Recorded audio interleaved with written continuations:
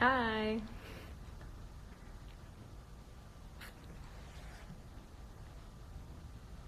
Hi.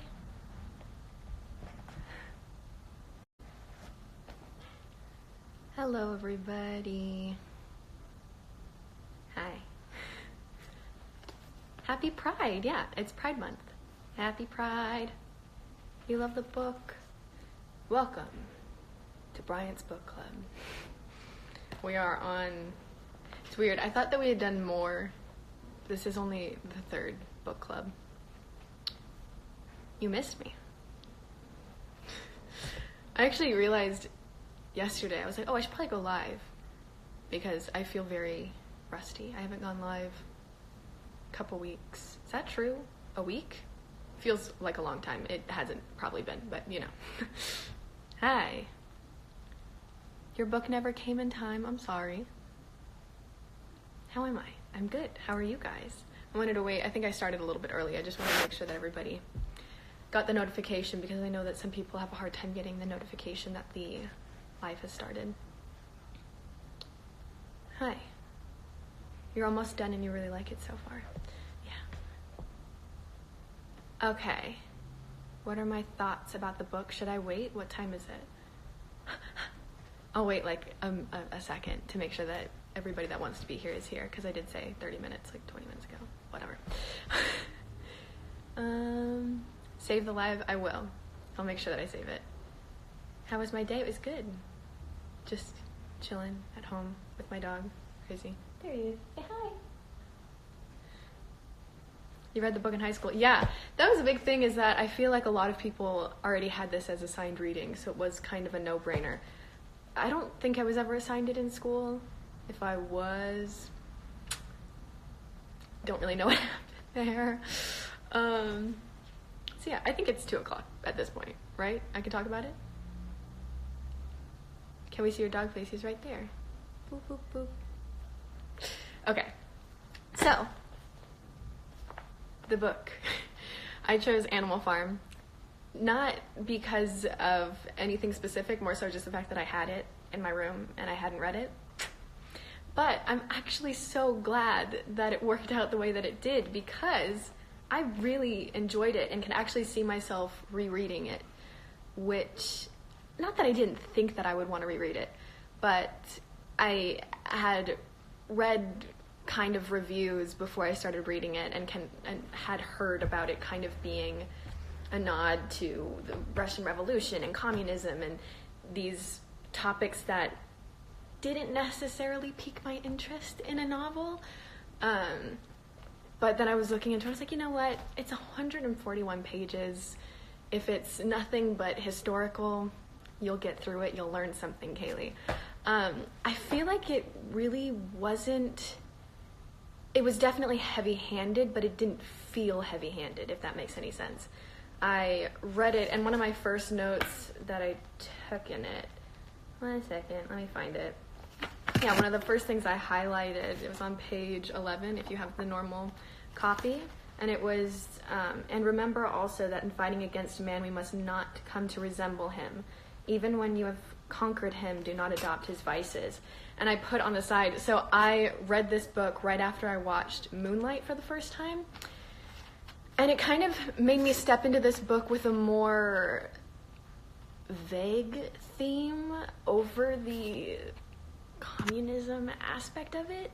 I wrote on this side, Moonlight, becoming what you hate most. Just that I think that you can look at this in a very general idea of, you can go as general as the teenage son that says he'll never become his father, and suddenly 20 years have passed and you look at where he is now and you connect the dots. I think that this book kind of transcends into a more overlying look at what the world is in a very kind of, in a dark way. You can find a lot of positive things about the world and say that you can become like your mom and you'll become like your mom in a good way. But yeah, I found it really interesting. If you guys, because I know that a lot of people are shy, so if you want to leave your thoughts on the book, you can also put it in the comments. That way I don't have to put you in my live. But I have 3 people that I found on Twitter. I found somebody on Instagram that I really wanted to call in live, but they put in their review that they were in a different time zone and that they wouldn't be able to do it, which is a bummer. They started out their reviews saying that it was very similar to BTS's Am I Wrong, and that caught my eye. I was like, did they just, what? How? Anyways, but they actually had some very interesting points. Hello. Let's see. Some people are just saying hi. So I guess I'll call the first person. So the first person I actually wanted to call, I think her name is Bailey. And she actually caught my eye because I don't know anything about, I mean, you can know general idea about the Russian Revolution, and she actually made some points about specific connections that the book had to that. And so I wanted to call Bailey, if Bailey was here. Oh, but somebody says, what's your favorite part of the book? Gosh. My favorite part of the book, honestly, because I was sticking with like, oh no, this is a more general theme of life and how the world is. This isn't a connection to communism. And then that moment happened between, Snowflake? I'm horrible with character names. And Napoleon, where the dogs come out and suddenly everything shifts. That stuck out to me. And also the ending. My mom was watching my face when I was reading the ending, and she was like, yeah. Okay. Okay. I should call Bailey. So Bailey, if you can make my life easier and comment so that I can find you, that would be great, because there's quite a few people trying to get into the live, and I don't know where you are. Her handle is Bailey Joyce 0615. Laundry's done. Somebody said the history.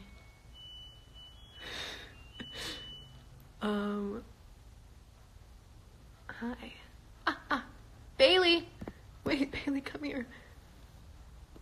Bailey, I already met. Bailey, hi! Add.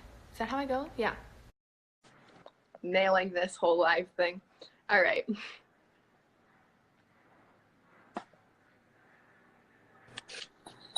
Hi! Hey. Is your name is Bailey, right? Yes. Hi, Bailey. I'm Kaylee. So you made really interesting points on Twitter, and I kind of just wanted to have you be on here to kind of explain the connections that you made on Twitter for everybody to kind of hear. Oh, okay.